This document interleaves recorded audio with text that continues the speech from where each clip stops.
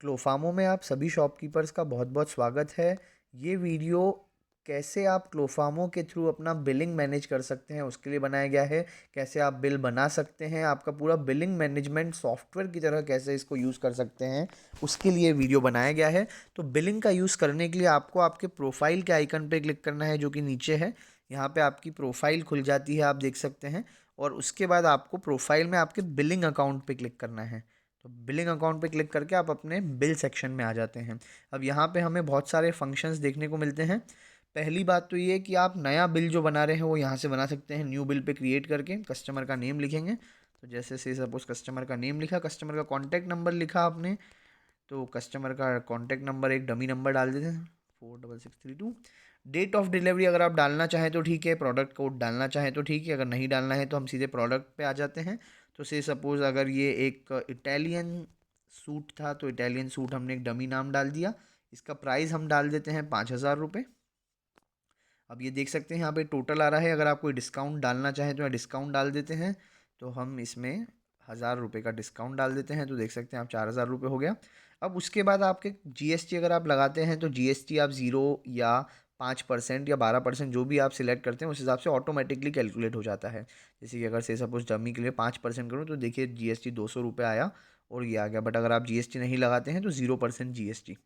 दूसरी बात जो आपका मेन फंक्शनैलिटी है कि कस्टमर अब पेमेंट कर रहा है। आपने बिल बता दिया कि 4,000 का बिल है, तो आप कस्टमर से पूछ सकते हैं कि आप किस मोड से पेमेंट कर रहे हैं। तो अगर से सपोज़ कस्टमर पे कर रहे हैं कि मैं आपको कैश मैं 2,000 रुपये दे देता हूँ और यूपीआई से 2,000 रुपये दे देता हूँ। तो हमने 2,000 पे क्लिक कर दिया और पोस्ट के बटन पे क्लिक कर दिया।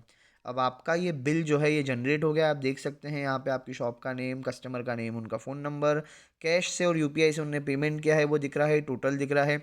अब ये बिल हम कस्टमर को शेयर भी कर सकते हैं डायरेक्ट यहीं से व्हाट्सएप पे। तो आपने व्हाट्सएप के आइकन पे क्लिक करा। व्हाट्सएप के आइकन पे क्लिक करके आपने जैसे ही आपका व्हाट्सएप ओपन करेंगे ऑटोमेटिकली जिस कस्टमर का आपने नाम डाला था उस पर पूरा मैसेज आ गया। आपने सेंड के बटन पे क्लिक करा, ये पूरा बिल उनको शेयर हो गया सारी डिटेल्स के साथ में। तो जैसे कि हम देख सकते हैं कि आप यहीं से आपके कस्टमर को भी बिल शेयर कर सकते हैं। अब जैसे कि आप ऊपर इसमें देख रहे होंगे कि यहाँ पे टुडे में आपके आज के सारे बिल दिख जाएंगे, मंथ के सारे बिल दिख जाएंगे, एक्सपेक्टेड अगर डेट ऑफ डिलीवरी का कोई आपने सेलेक्ट कर रखा है तो उस हिसाब से वो आ जाएगा यहाँ पे। और आप देख सकते हैं आपका जो बैक बटन पे क्लिक करके कि यहाँ पे जो आपका बिल का सेक्शन है वो अपडेट हो गया है। आपके नंबर ऑफ बिल 1 है, आपने टोटल 4,000 का सामान दे दिया है। 4,000 रुपये आपको आ चुके हैं, कैश से 2,000 आए हैं, कार्ड्स यूपीआई से 2,000 आए हैं और बाकी ज़ीरो हैं। अब ये जो कंटेनर्स हैं यहाँ पे आप क्लिक करके स्पेसिफिक, जैसे टुडे पे अगर इस पे क्लिक करता हूँ तो मुझे दिख रहा है कि कैश का बिल ये है, कार्ड का ये है, यूपीआई से ये बिल बना है। बाकी दो और सेक्शन है जिसको हम आगे डिस्कस करेंगे। बाकी आप यहाँ से सर्च बिल भी कर सकते हैं। आप यहाँ पे सर्च कर सकते हैं तारीख से, मंथ से या फिर फ़ोन नंबर से कस्टमर के। तो से सपोज़ मैं फ़ोन नंबर से सर्च करना चाहूँगा तो मैं यहाँ पे फ़ोन नंबर एंटर सिलेक्ट करके फ़ोन नंबर एंटर कर दूंगा। अगर मुझे स्पेसिफिक तारीख डालनी है तो आपको ईयर, मंथ और डेट के रूप में यहाँ पे तारीख डालनी होगी। जैसे कि अगर 2024-01 और तारीख अगर आज 18 तारीख है तो 18। तो यहाँ पे आप ऐसे तारीख डाल देंगे कि 2024/01/18 तारीख और एंटर पे क्लिक कर देंगे तो आपका उस दिन का बिल आ जाएगा। ऐसे ही आप मंथ के लिए भी आप सिलेक्ट कर सकते हैं और मंथ का भी आप एंटर करके डाल सकते हैं। मंथ के लिए आपको साल/मंथ एंटर करना होगा। अब उसके बाद हम देखेंगे यहाँ पे कि एक और मैं आपको एक फंक्शनलिटी दिखाना चाहूँगा।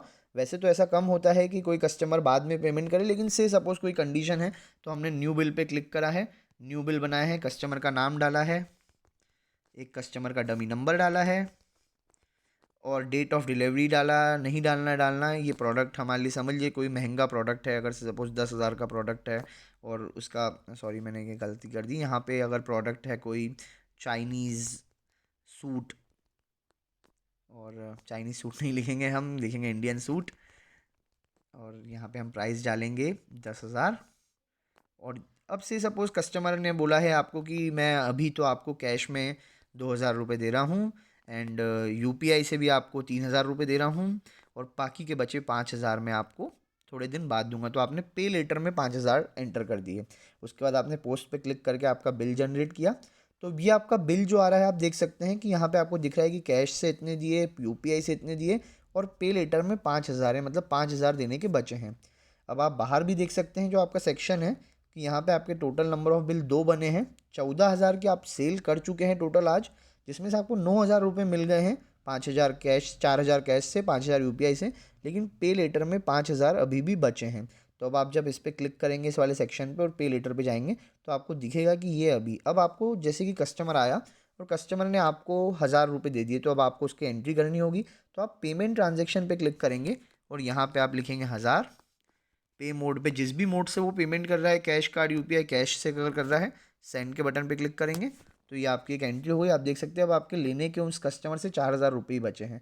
अब बैक करेंगे तो अब आपका ये 1,000 का जो बिल बना है वो बन गया है कि कस्टमर का जो 1,000 रुपये का जो 1,000 का पेमेंट हो उसका भी बिल बन गया है। आप चाहें तो कस्टमर को व्हाट्सएप पे यहीं से शेयर भी कर सकते हैं। अब से सपोज़ आपका बाहर भी आप देख सकते हैं कि अब 4,000 लेने के बचे हैं। टोटल सेल आपकी 14,000 की और आपको 10,000 रुपये अब मिल चुके हैं, 5,000 कैश से, 5,000 यूपीआई से सपोज़ वापस से कस्टमर आता है आपके पास पे लेटर में अभी, क्योंकि उनका खाता पूरा कंप्लीट नहीं हुआ है और बचे हुए कस्टमर पूरा पेमेंट कर देते हैं जो कि 4,000 है। कस्टमर आते हैं 4,000 और समझ लीजिए यूपीआई से वो पेमेंट कर देते हैं और हम सेंड के बटन पे क्लिक करते हैं। अब आपको दिख रहा होगा यहाँ पे 0 हो गया है। सारे ट्रांजैक्शन आपको दिख रहे हैं कि कैश से उस तारीख को इतने दिए, यूपीआई से इतने दिए, कैश से इतने दिए। हम पीछे आते हैं तो अब हम देख सकते हैं कि हमारे जो सारे बिल्स हैं ये वापस से 4,000 का बिल बन गया है और हम देख सकते हैं कि यहाँ पे हमारे जो बिल था उसमें हमें 0 दिख रहा है। बाहर भी हम देखेंगे कि पे लेटर अब 0 है। 14,000 की सेल हुई, 14,000 आ गए। अब से सपोज़ आपको, अब आपका ये पे लेटर कंप्लीट हो चुका है, कस्टमर से आपको सारे पैसे मिल गए हैं। तो अब आप इसको कंप्लीट कर देंगे कि ये बिल पूरा हो गया, तो मार्क कंप्लीट पे क्लिक करके आपका ये बिल अब पे लेटर से हट जाएगा, क्योंकि अब उसने सारा पेमेंट कर दिया है तो उसको पे लेटर में नहीं दिखना चाहिए। ऐसे ही इस बिलिंग के थ्रू आप यहाँ से व्यू बिल्स कर सकते हैं। यहाँ पे सारे बिल दिख रहे हैं। आप आपके बिल एक्सेल में एक्सपोर्ट कर सकते हैं, आज के, मंथ के, एक्सपेक्टेड वाले या फिर सारे बिल। तो ये एक्सेल में आपके मोबाइल में अगर ऐप है तो आप यहाँ पे एक्सपोर्ट ऑल पे क्लिक करेंगे, जो आपको परमिशन मांगेगा उसमें परमिशन पे ओके कर दीजिएगा। शीट्स पे, जैसे कि मेरे पास शीट ऐप इंस्टॉल्ड है तो ये मेरे सारे बिल एक्सेल में आ गए हैं। तो इस एक्सेल के थ्रू मैं जो भी मेरा कुछ यूटिलाइज़ करना चाहूँगी सॉफ्टवेयर के थ्रू तो कर सकते हैं। तो आप एक्सेल से सारे बिल एक्सपोर्ट कर सकते हैं। व्यू बिल में जाके टॉप 3 बटन पे क्लिक करके आपको यहाँ पे टुडे, मंथ और ऑल दिख रहा है। आप सर्च कर सकते हैं, न्यू बिल जनरेट कर सकते हैं और इस प्रकार आप बिलिंग सेक्शन का यूज़ करके अपनी शॉप का बिलिंग इफेक्टिवली मोबाइल के थ्रू ही कर सकते हैं। आपको फिजिकल डायरी में लिखने की कोई ज़रूरत नहीं है। आपके बिल सारे मैनेज्ड हैं। आप सर्च कर सकते हैं, शेयर कर सकते हैं व्हाट्सएप पे ही बिल डायरेक्ट। तो आपका एक जो मैनुअल बिलिंग का जो प्रॉब्लम था वो भी सॉल्व होता है। यहाँ पे पूरा डिजिटल रूप से आपको दिखता भी है कि आज के दिन में मेरे जो कैश ड्रॉर में कैश होना चाहिए वो 5,000 का होना चाहिए। मेरे यूपीआई में आज 9,000 रुपये आए होंगे। पे लेटर का आज का कोई नहीं है, इस मंथ में भी 0 है। तो अगर जैसे आज के ख़त्म हो गए, अब जो पे लेटर बाद में क्योंकि पेमेंट करते हैं तो इस मंथ वाले पे क्लिक करके आप पे लेटर पे जाएंगे तो इस मंथ में जो भी कुछ बचे होंगे पे लेटर वाले ट्रांजेक्शन्स वो आप देख सकते हैं। और कभी से सपोज़ कि अगर उस दिन जो पैसे आपको मिले थे वो कुछ गड़बड़ था, कुछ भी अगर प्रॉब्लम था तो आप पहले तो इस बिल को मार्क इनकम्प्लीट करेंगे कि अब ये बिल पूरा नहीं हुआ है। उसके बाद आप पेमेंट ट्रांजैक्शन पे जाएंगे और से सपोज़ कि कस्टमर ने आपसे 1,000 रुपये वापस ले लिए, बोला कि मुझे दे दीजिए, या फिर 1,000 रुपये का आपने गलती से ट्रांजैक्शन नोट कर लिया, तो ये 1,000 के डिलीट के आइकन पे क्लिक करके आप वो 1,000 का ट्रांजैक्शन डिलीट करेंगे तो अब दिखा रहा है कि 1,000 बचे हुए हैं। और दूसरा कि वो बिल भी डिलीट हो जाएगा 1,000 रुपये वाला यहाँ से। तो आप वापस से, अब जब कस्टमर वापस पेमेंट ट्रांजैक्शन पे क्लिक करके 1,000 वापस लिख देते हैं, कस्टमर ने 1,000 रुपये दे दिए। पे मोड समझ लीजिए इस बार उन्होंने कार्ड से पेमेंट किया, साइन के बटन पे क्लिक करा, ये हमारा ट्रांजैक्शन हो गया, 0 रिमेनिंग है। और अब हम हमारे बिल को जाके कंप्लीट भी कर देंगे कि ये कंप्लीट हो चुका है, क्योंकि आप देख सकते हो इसमें जैसे कि 0 दिखा रहा है, पे लेटर में 0 है। Mark complete, okay. जो आपके वैसे वाले बिल हैं जो कि पार्ट पेमेंट बिल है जिसको हम इस ऐप में देते हैं, ताकि जो मतलब एक प्रकार से जो कस्टमर के पे लेटर वाले जो ट्रांजेक्शन है वो रेड में दिखते हैं, वो बिल रेड में दिखते हैं, उस पर लिखा आता है पार्ट पेमेंट बिल। जो आपके नॉर्मल बिल हैं वो ऐसे दिखते हैं।